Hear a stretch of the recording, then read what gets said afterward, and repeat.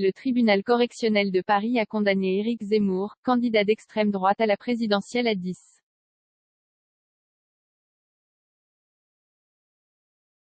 000 € d'amende pour avoir qualifié sur CNews les migrants mineurs isolés de « voleurs, assassins, violeurs ».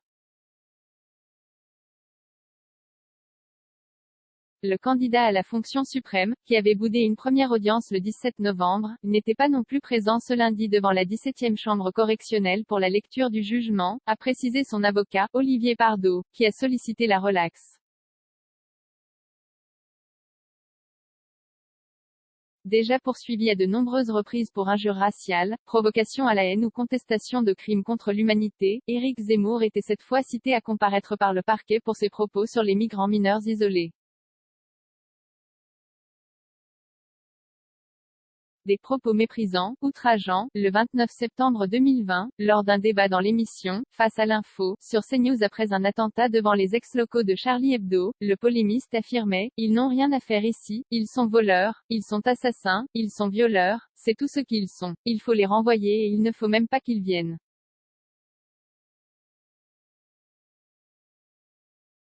C'est une invasion permanente, c'est un problème de politique d'immigration, avait-il ensuite vociféré dans cette émission dont il était chroniqueur.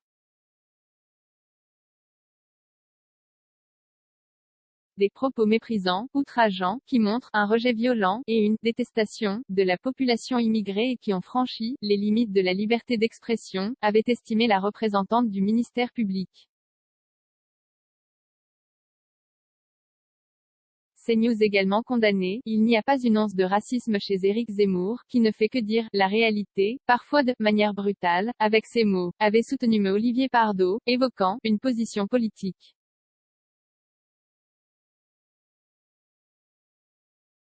Pour le Conseil, la citation pour provocation à la haine raciale ne se tenait pas, les mineurs isolés ne sont ni une race, ni une nation, ni une ethnie.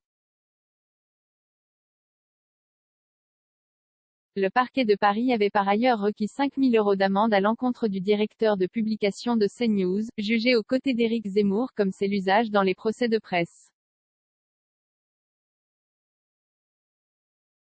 Le candidat a décidé de faire appel.